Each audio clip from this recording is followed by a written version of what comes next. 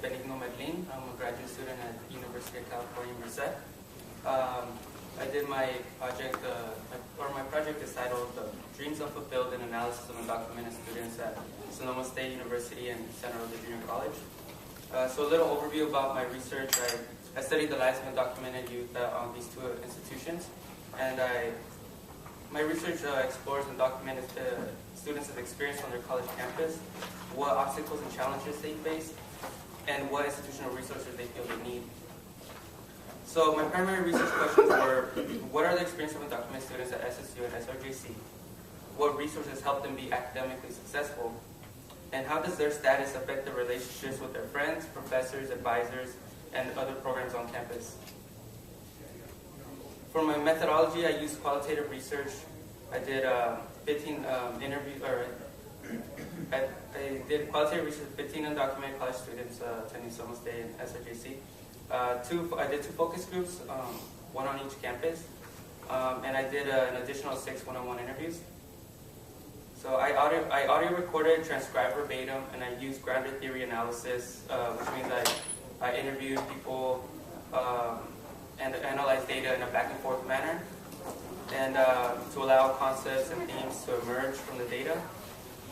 And I also wanted to note that I have replaced the students' names with pseudonyms. So, for a little bit about the demographics of my participants, all 15 were Latino descent. 14 were born in Mexico, 1 was born in Canada, but of Salvadorian parents. I had 9 men and 6 women participants, and I had 12 of them were planning on pursuing a postgraduate degree. 13 of them also attended public high school.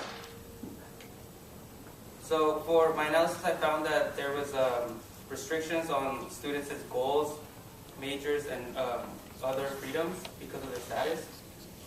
Their status also affected their relationships with friends, advisors, and family members. And I found Sonoma State students felt their resources needs were not being met, and SRJC students felt they lacked additional resources to transfer.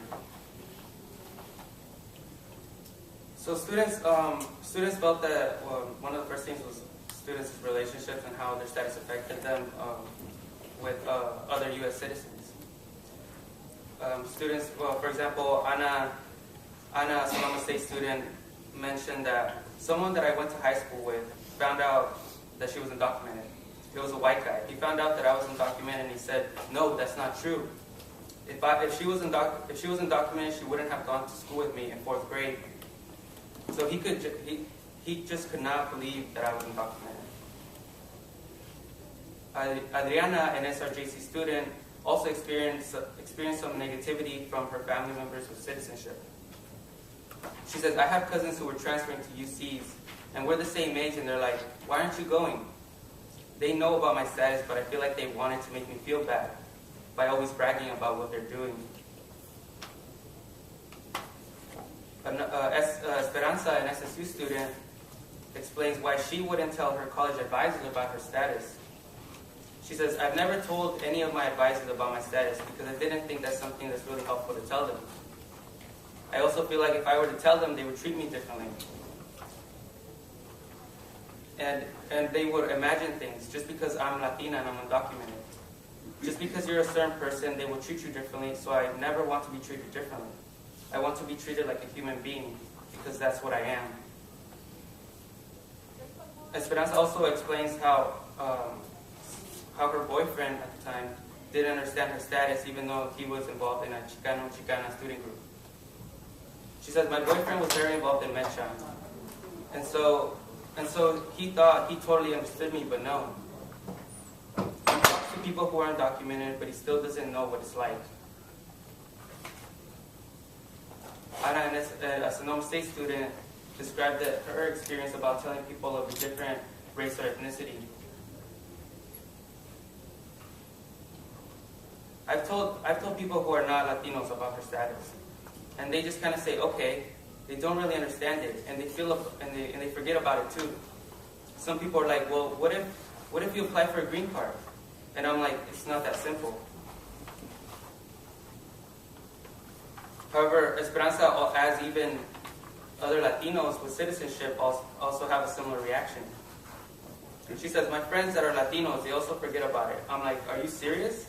Some of them are still confused, to be honest, even though they have family members who are also undocumented, but they themselves are not undocumented, so they have never been through the things that I've been through.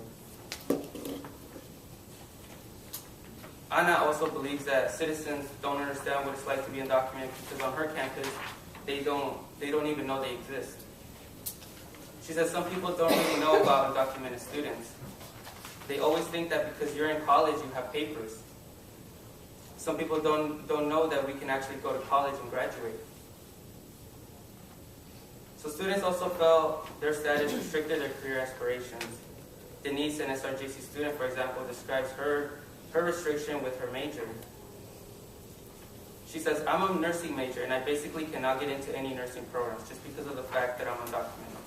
Sometimes I just tell myself, why are you going to school if you cannot get into the programs? I'm working myself too hard for a goal that's just unreachable. Bob had a similar restriction with his, Bob, an SRJC student, had a similar restriction with his career choice. He says, I'd like to be a CHP officer, but for that you need residency or citizenship. So sometimes I'm thinking, am I choosing the right career path? Sometimes I stop myself, but so far I'm on the right path and I'm just hoping to get a chance. Ana describes that her status restricted her financial options for her education. She says, well, the hardest thing was dropping out of Sacramento State because that's where I always wanted to go. And at the time my brother was going to UC Berkeley, so my parents were helping him financially, and that was twice the tuition of Sacramento State. I didn't even ask them to help me financially because I was not going to put them through that stress. Students also felt their additional resources were needed to be successful.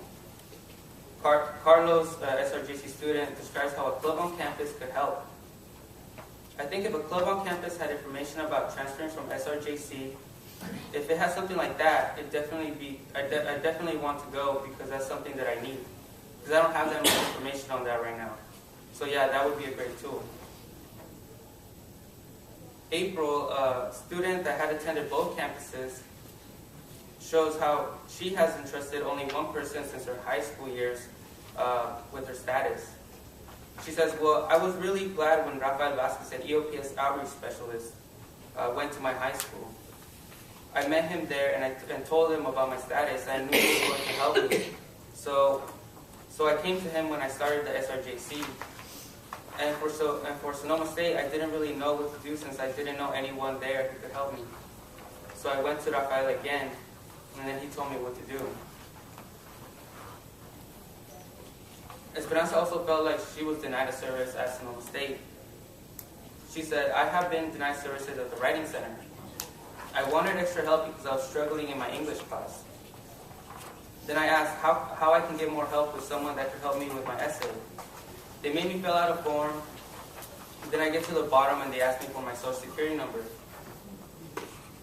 And I'm like, I don't have one, what do I do? She's like, well, you can't apply if you don't have a social. So just some implications about my research is SSU and SRJC undocumented students are diverse in careers, goals, and experiences. The best way to provide these services or provide services that support their success is to create a space specifically for undocumented students on their campus, and also known as safe zones. These spaces should include advocates for undocumented student policies and rights, community building activities and support groups, peer counseling and legal support, effective community service, effective community resource information and referrals. And I finished my research last summer. So I've had the opportunity to present my findings to various committees with student, staff, and administrators on both of the campuses, and thankfully they have been responsive. So now the Santa Rosa Junior College has created their first undocumented student club.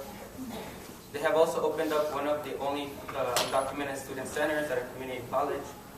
They call it the SRJC Dream Center, which is a physical safe space and offers services specifically to undocumented students. Sonoma State students also started the Sonoma State Dreamers Club, which is an expansion of the SRJC Dreamers Club. And just 2 months ago, they had their first undocumented student conference called Dreamers, Issues, Challenges, and Successes. So I think with research and help from students and staff, many other CSUs and community colleges in California can also affect change on their campuses to provide necessary support for these students. Thank you.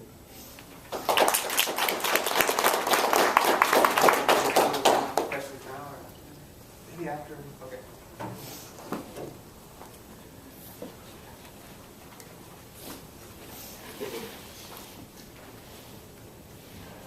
Good morning, everyone. Good morning. So my name is Elvia Ramirez, and the title of my presentation is Unequal Socialization, Interrogating the Chicano-Latino Doctoral Education Experience. This paper, by the way, is currently I just currently revised and resubmitted it. So you're hearing the polished, revised version. Let's keep our fingers crossed. Anyways, so in terms of introduction, despite representing the largest racial ethnic minority group in the country, Chicanos and Latinos remain dramatically underrepresented in higher education. Though Latinos have recently experienced increasing rates of college attendance, they remain less likely than white students to enroll in four-year universities, attend selected post-secondary institutions, enroll in college on a full-time basis, and earn bachelor's degrees. Given their progressively smaller numbers in the educational pipeline, Latinos remain tenuously underrepresented in graduate school and graduate, more specifically PhD programs. I'm just curious, how many of you are PhD students? All right. Awesome. I'm talking about you then. Anyways, in 2011, for instance, Latinos obtained just 6.3% of all doctorates, while whites earned 74%. Latinos are also the most underrepresented major racial ethnic group among college and university faculty. How many Latino faculty? I'm just curious. All right. So for instance, in 2011, Latinos constituted just 4.3% of all faculty in U.S. post-secondary institutions, while whites represented 73.8%, black 6.9%, and Asian American and Pacific Islanders at 6.4%. So as you know, the PhD program is the main gateway to research careers in the professoriate, and so it's imperative, I argue, that researchers analyze Latino doctoral students' perceptions of and their experiences in or with scholarly socialization. In particular, research should examine whether Latino doctoral students are receiving professional development opportunities, for instance, research and teaching assistantships, publication opportunities, and training, for instance, in grant writing, and also faculty mentorship. Adequate professional preparation of PhD students is especially critical in light of the increasingly tight academic labor market, and also increasing expectations for faculty productivity, entrepreneurialism, and overall competence in teaching, research, and service.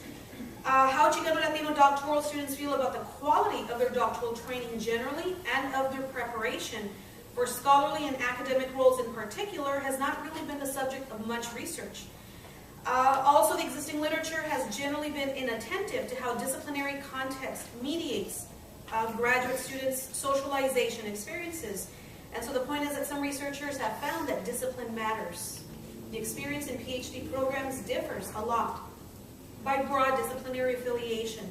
And so then my study aims to fill in the gaps in the existing literature. And so in this article, this presentation, what I do is I examine Latino doctoral students' experiences with the doctoral socialization process. Three major research questions guide my study.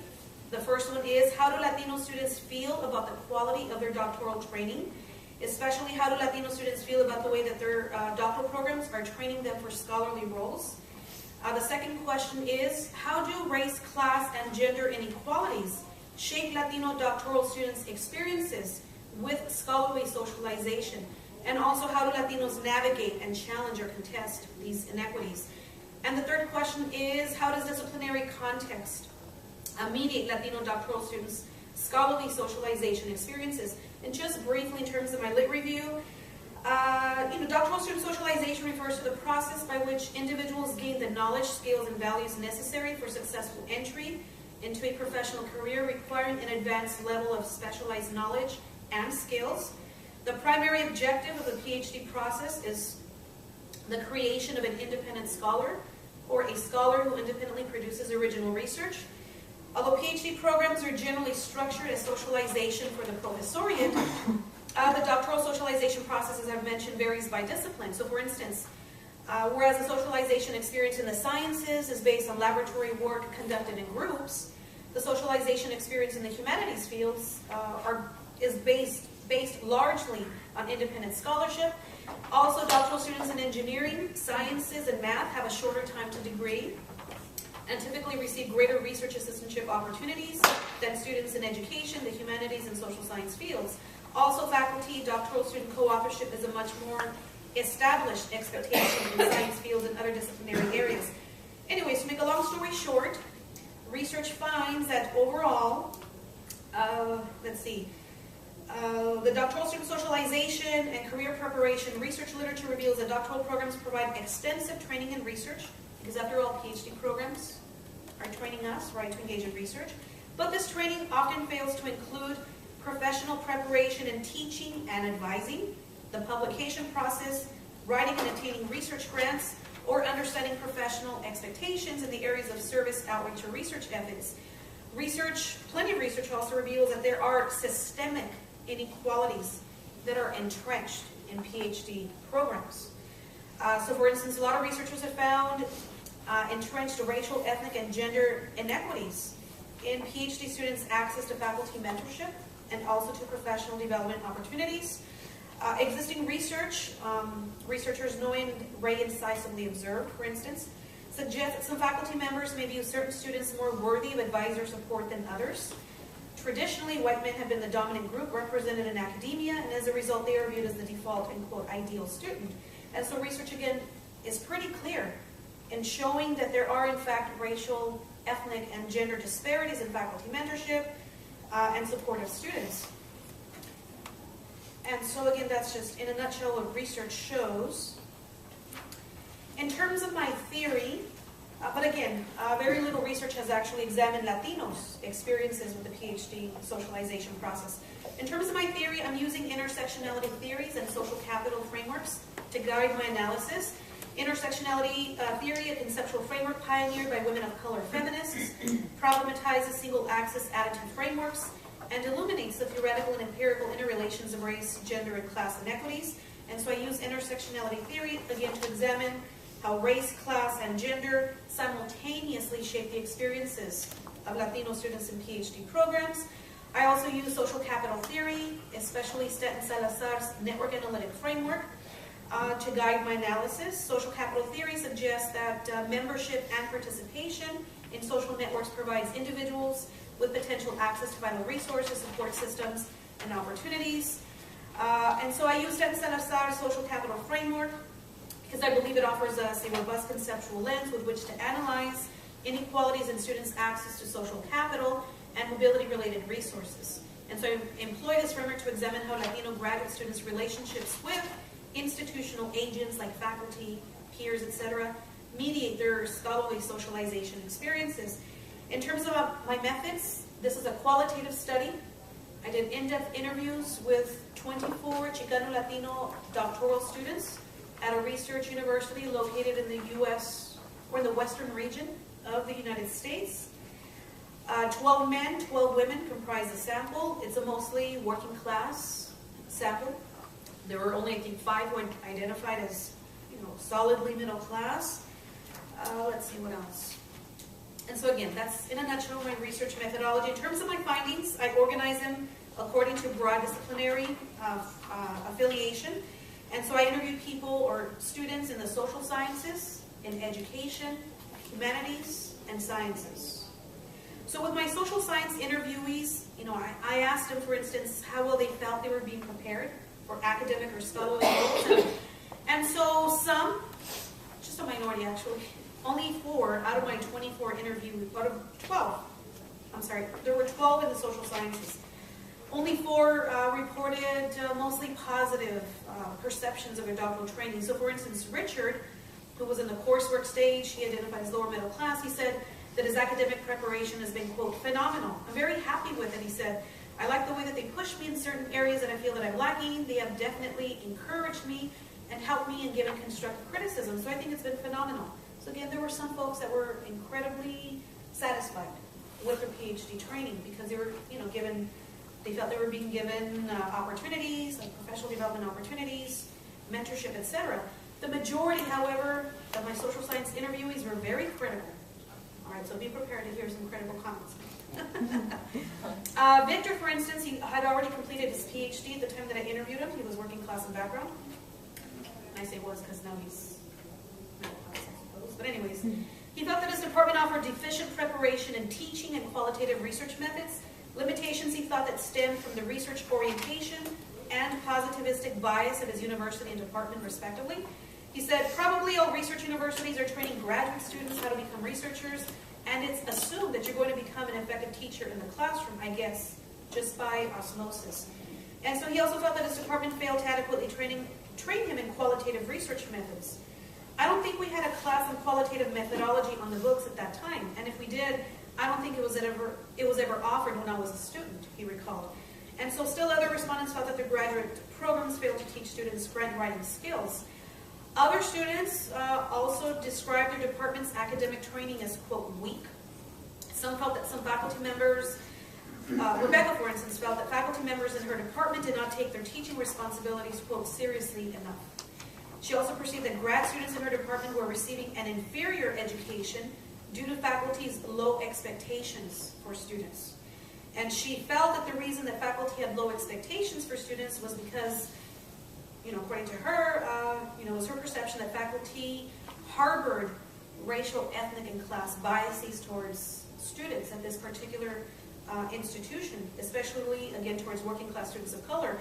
According to Rebecca, some faculty in her department assume that working class students of color are not smart and are generally unsuited for graduate study. These elitist and classist sentiments were actually explicitly expressed by a faculty member in her department. So for instance, this is what she said. I think they resented the graduate students that were in the department, that they just felt we weren't good students, that we didn't deserve to be graduate students, that working class people of color are not meant to be in graduate school, and they treated people like that. I think that's why they dumbed down their courses and they didn't have us read original research. I think it had to do with some faculty thinking that the students at this university are not smart. I mean, a faculty member said that more than once. He said that working class people did not belong in graduate school. I mean, how could that not influence how you teach a class?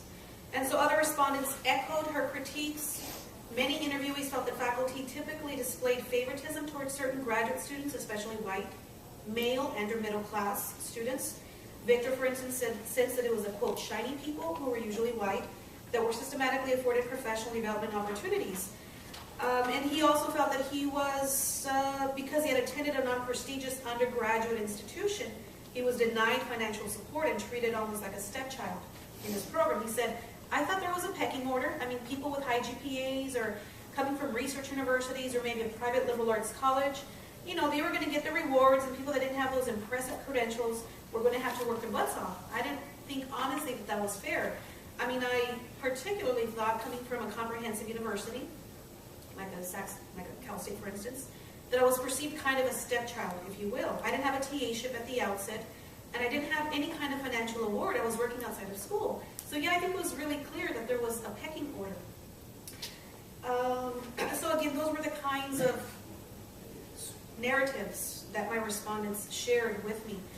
Also, for instance, Esther, she's in the coursework stage, she's working class background. She shared that most faculty showed no real interest in teaching her or other graduate students of color.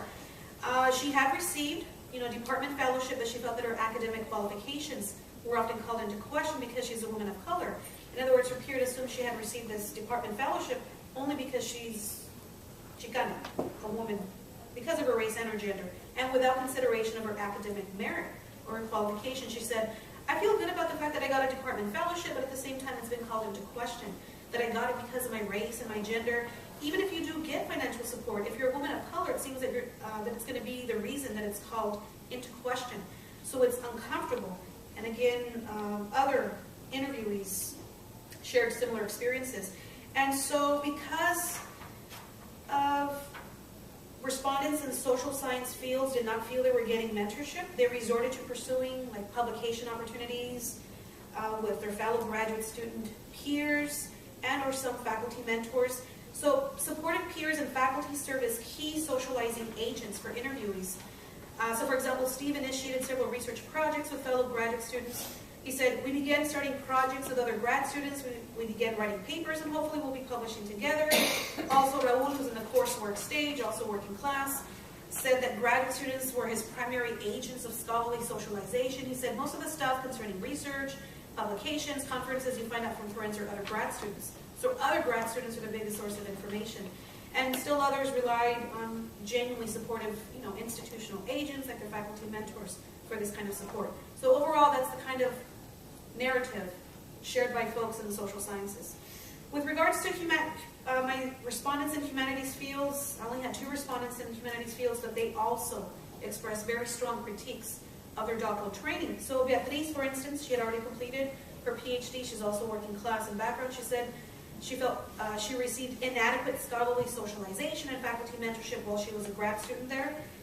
She was especially critical of the quality of instruction and insufficient feedback that she received from faculty in her program. She said, I feel that we didn't have good instruction or responsible professors who gave us feedback that was helpful or that helped us to grow as scholars or as writers, she recalled. Tatiana, who's also, she's lower middle class, she's in the coursework stage. She also noted some deficiencies.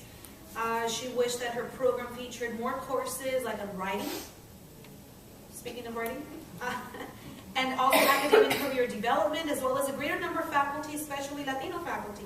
She was concerned that the absence of Latino faculty in her program restricted her intellectual growth and her development as a student.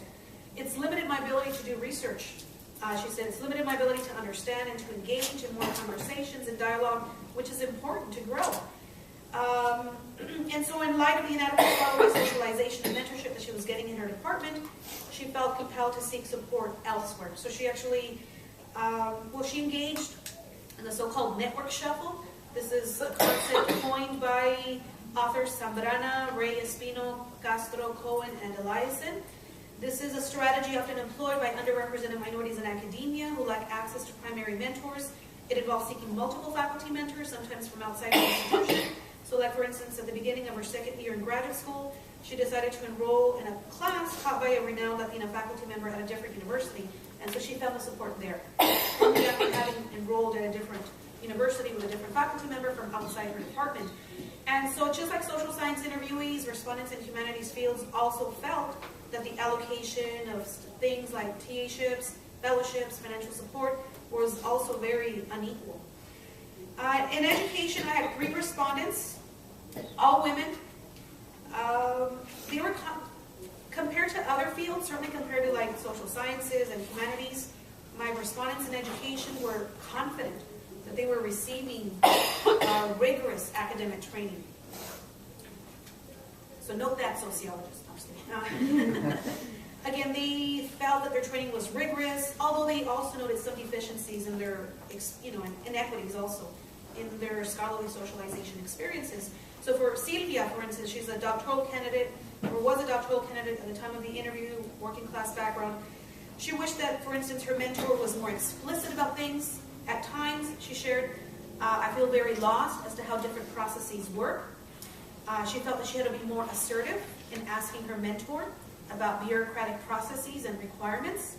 However, she still felt that her mentor was very helpful overall, and she also felt that her grad program provided students with ample professional development opportunities, and that she didn't really perceive much competition among students for these resources, nor any inequities in their distribution. She said the graduate school has a lot of money.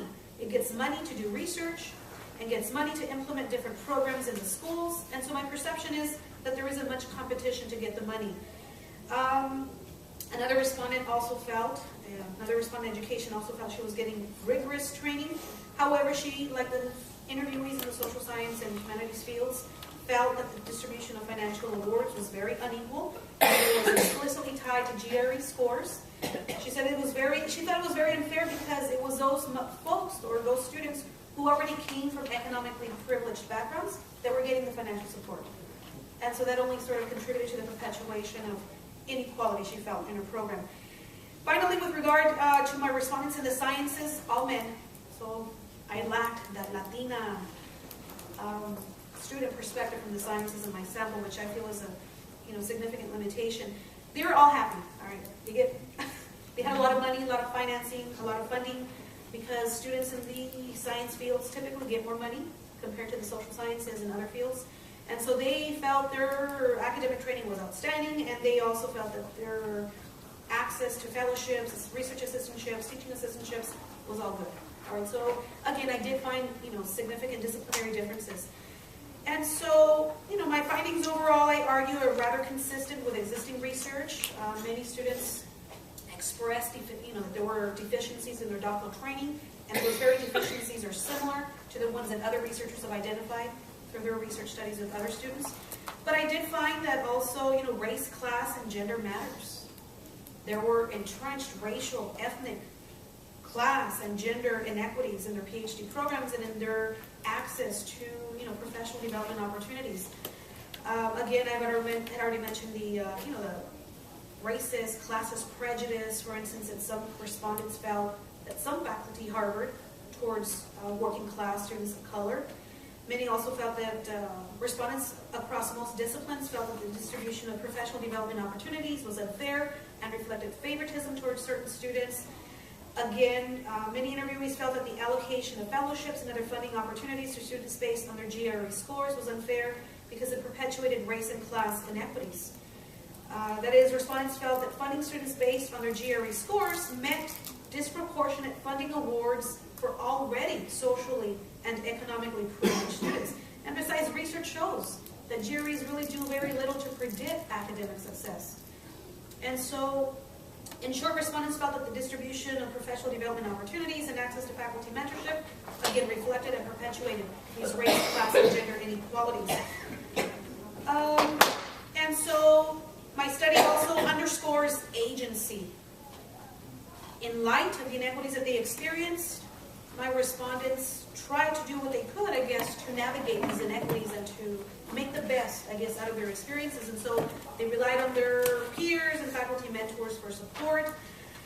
Again, I showed, or I found, differences across disciplines, although my sample was not representative. But still, I found, again, some disciplinary differences.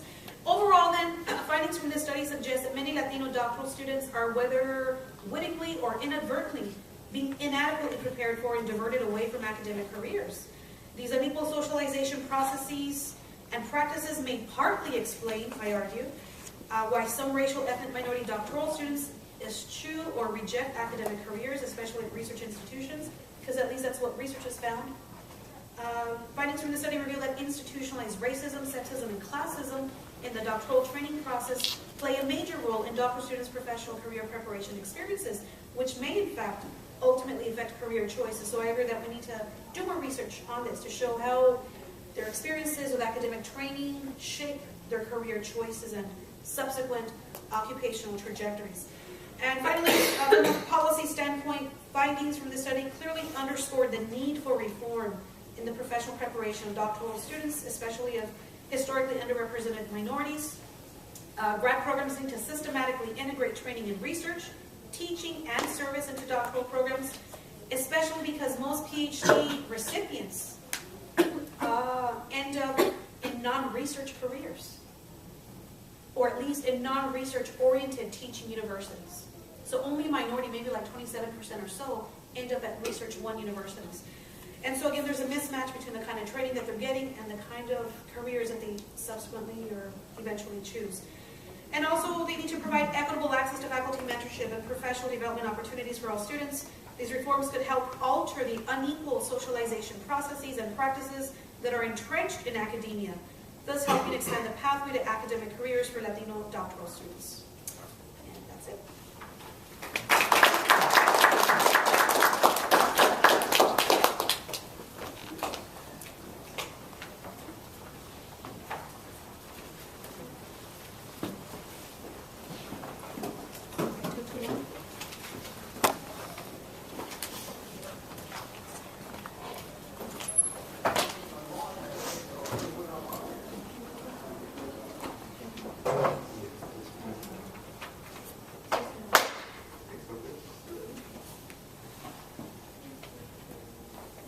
Thank you for helping.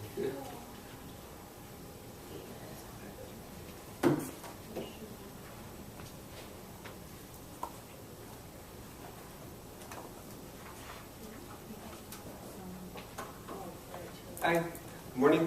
Good morning. My name is Manuel Baracas. I'm a professor at Sac State. And in Sac State, I specialize in ethnic and race relations, race, class, gender inequalities, and immigration studies. And the presentations that you just heard, they were awesome. Thank you so much. Like very grounded, giving voice to communities who are very disadvantaged in society, in higher education. In the presentation that I'm hoping to share with you, it's exploratory and it's based on like data, on trends, on higher education and immigration trends. And the main concept is nativism. And I'm applying that concept of nativism in both spheres, like higher education and society. And nativism is like an extreme nationalism that communicates a sense that I belong here more than you. And historically, there's been 5 salient themes.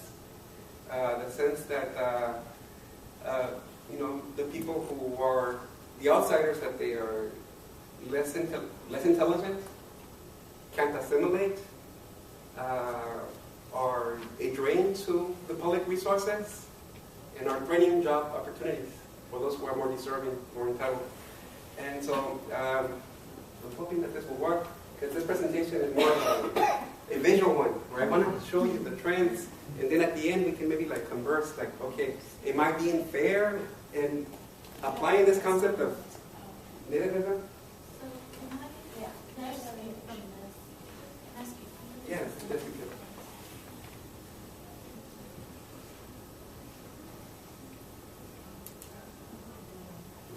So let me see if I can read it. So yeah, it's just drawing parallels between immigration politics and higher education. And I also subscribe or apply the intersectional framework in making sense of these trends. Of course, I would need to do interviews and see what those who are experiencing deportations, listen to their voices, and then listen to those who are going through graduate school. Or in my case, I'm focusing on professors. So Elvia talked about graduate students, you talked about undergraduates, and you highlighted just the struggles, the barriers, the visible material barriers that they're facing, like just marginality, for being undocumented, for being minorities, being assumed to know less, to be less competent. And so yes, I need those graphs. Yeah, I'm sorry. We're going to get the guy here.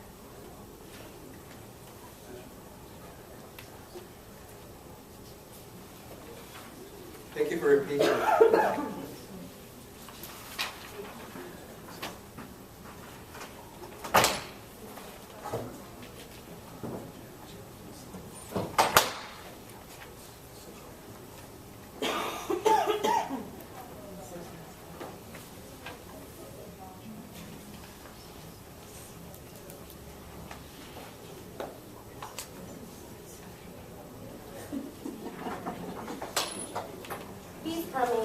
I just called it. I guess I'll try to remember the first line. In the first line, in the outline, I start like, okay, the value of diversity, that's like the first idea. And then the second outline is, heading is just demographic characteristics of the population in California, in higher ed, in the state. And then the third outline is, heading is focusing on immigration trends, the policies of deportations, and then the fourth one, looking at the trends of minority faculty in higher education, in a case study of Sac State, Northern California. And what I show is the parallel, sort of over the past 10 years, 15 years, there's been an increased number of deportees, primarily from Mexico, and in the past 10, 15 years, we've seen a decline of Latina, Latino faculty and from the CSU system, but also locally in the Sac State. And we know that the recession impacted both trends, the deportations, and it also hurt the hirings in the CSU system. But the impacts were especially felt by minorities. And I'll show you that, the disproportionate impact on minorities.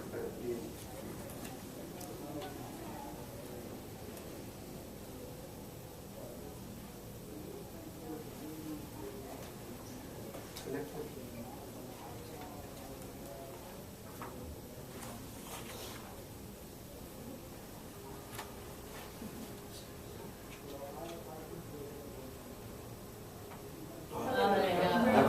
My beautiful baby. You see, it was worth it.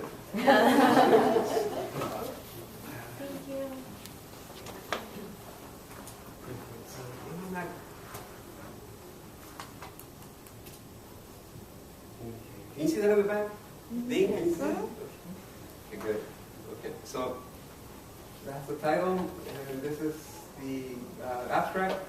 I already shared this with you, that the case study explores the parallels between the politics of exclusion and immigration and in higher education in the context of the Great Depression, Great Recession, using secondary data from the Homeland Security, from ICE, and for the university using institutional data from the university, from the system, Long Beach, and from the Sac State one. So I rely on that, and I show you clearly the patterns of expulsion from both higher education and the nation. So that's the preview is, the value of diversity.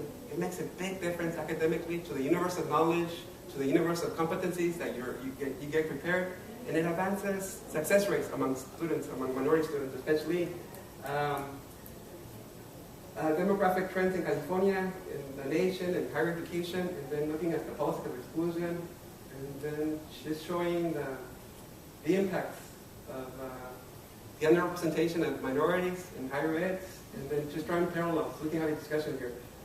So I'm going to skip this one. I've already demographic trends.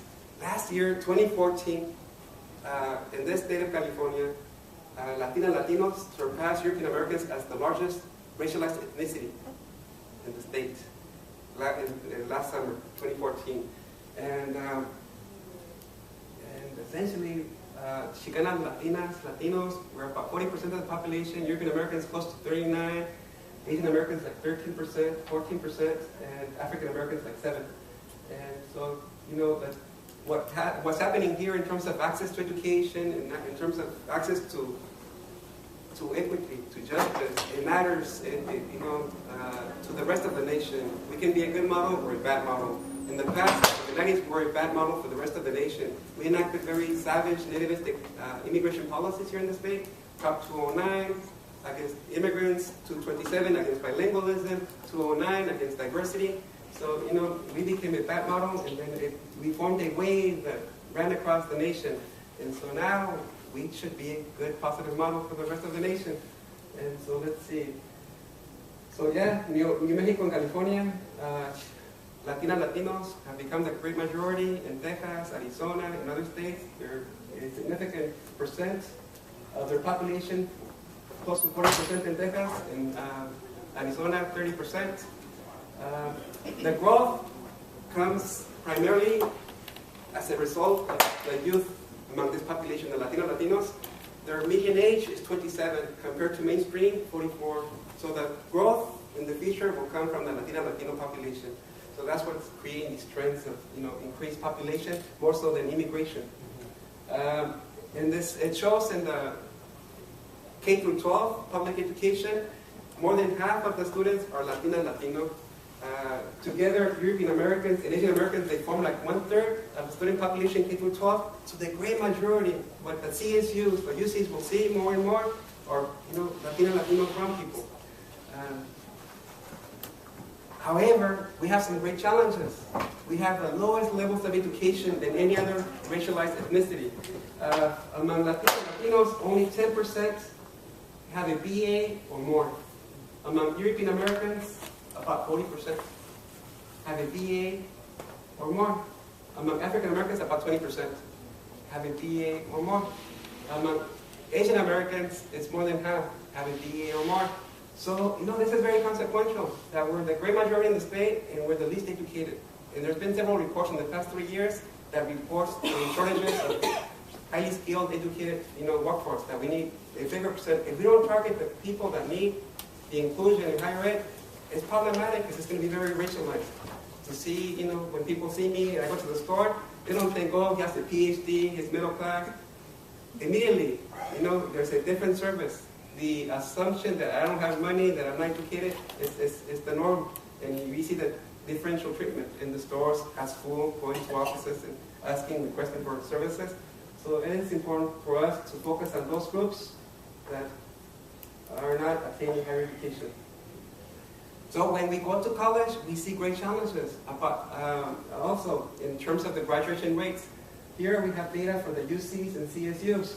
And what we see is that the graduation rates are very different for historically underrepresented groups and minorities.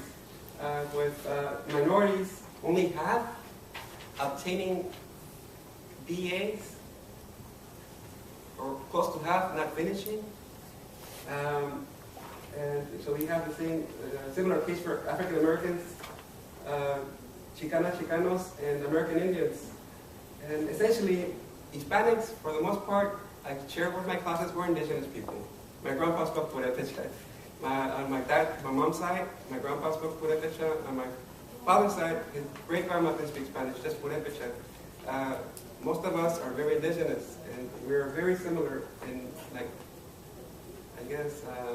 history and ethnic, racial makeup as Native Americans.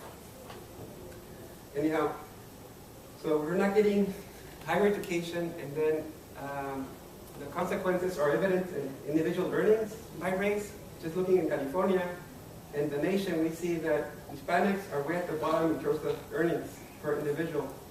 And European Americans here, let me see if I can make this bigger. Anyhow, let me get closer. This is the state. The individual earnings for European Americans is $32,000, close to $33,000. For African Americans, $31,000. For Asian Americans, $39,000. For Latinos, it's $21,000. And for the nation, very similar, $31,000 for European Americans. For African Americans, $25,000. Asian Americans, $35,000, and Hispanics, $21,000. So we have less education, and just broadly, we have the less, earnings vis-a-vis the other racialized ethnicities. So looking at the political exclusion of Mexican origin immigrants, I want to show you some of the trends in the context that has contributed to some of these trends. Okay. So something very interesting.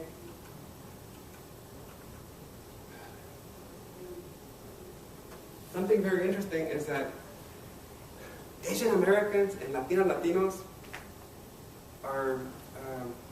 have become images of immigrants. And that image, that association of being an immigrant, is something that developed very recently. From 1830 to 1980, the great majority of foreign-born people and immigrants were coming from Europe. So here we have information from the census. From 1830 to 1980, you see that on average, from 1830 to 1970, I know this, about 83% or more of the foreign-born people were coming from Europe. It's very, very recent that Latinos, and Asian Americans became the majority of immigrants in the U.S. It happened in 1990. Even in 1970, 39% of the foreign-born were from Europe. 1980, 19% were from Asia, and 33% were from Latin America. In 1990, for the first time, 40 Latinas and Latinos, Asian Americans surpassed European immigrants.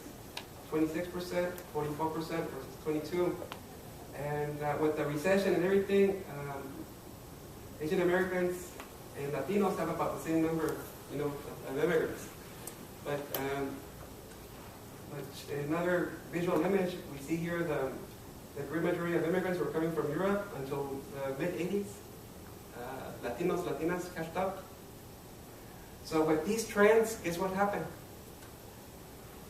There was a very, very manifest concern for the changing demographics, concerns with, and what happened is that both parties were blaming immigrants for the changing living standards in the U.S. We work more, we get less. As factories went to Mexico, some blamed them for stealing jobs.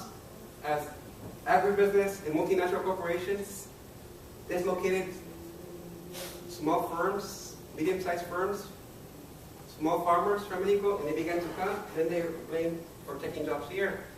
And with this nativism, we began to see historical records of deportations, beginning with 1994 with NAFTA, the North American Free Trade Agreement. Before 94, less than 50,000 people were deported on a yearly basis, less. After 94, it surpasses 50,000 and it goes to 100 to 200, 500,000. And so from 2006 to 2014, on average 369,292 people were deported for a total of like 3 million. That's more than twice, close to 3 times as many deported during the Great Depression. And but the combination of the Great Recession and the focused deportations on Latinos caused Mexican migration. So here we have a visual. Since 94, NAFTA, and the increased number of deportations. This is 2014, 414 got deported in last year. And check this out. Over the past 8 years, 70% of those who have been deported have been Mexican origin. When we consider Central Americans, they account for more than 95% of the deportees. So in 2013, these were the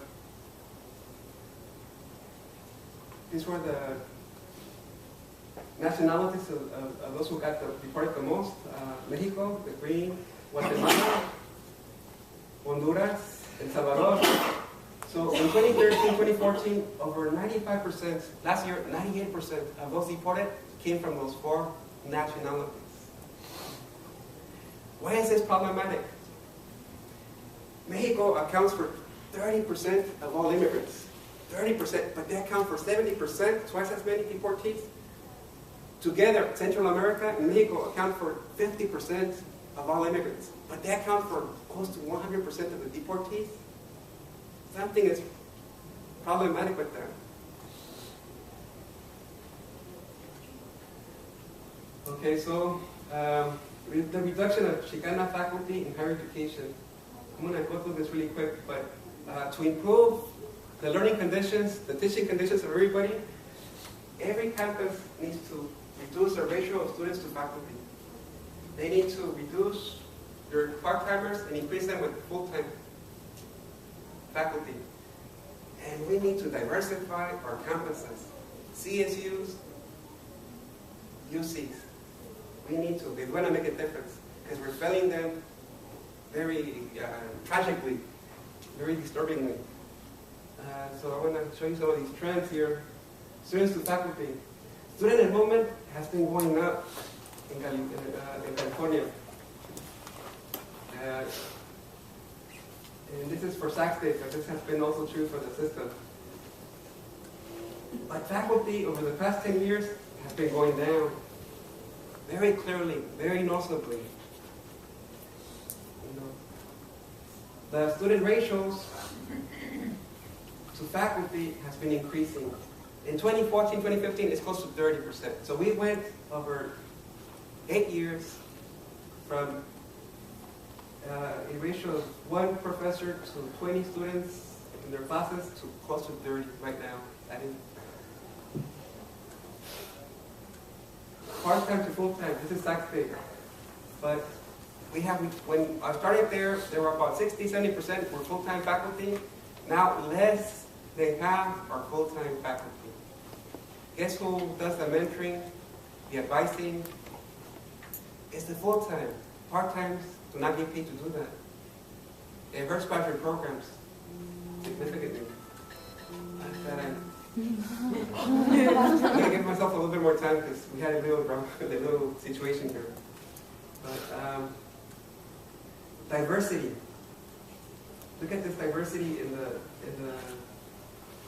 CSU. Latinos enrollment has been going up. Asian enrollment has been going up. European American enrollment has been going down. Right, in 2009, and it's worse in 2015. For every 100 black students, there were 3.7 black faculty. This is system-wide. For every 100 European American students, there were about 10 European American professors. For Chicanos, for every 100 faculty, there was 1.6, and it's worse in 2015. We went, in 2009, we had, in Sac State, we had like maybe 8 full-time faculties. Now we have 3 in my college. Okay, so this is full-time faculty diversity at Sac State. This is just overall. You see the decline in terms of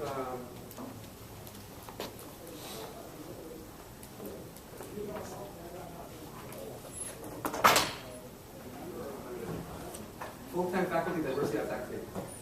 So this is European Americans, and these are minorities. So I want to zoom in on this ones over here. First of all, it's obvious, the Great Recession, see this is 2005, we're going up in hirings, full-time faculty, we're going up. Look what happened here. A steep decline in full-time faculties. And these are European Americans.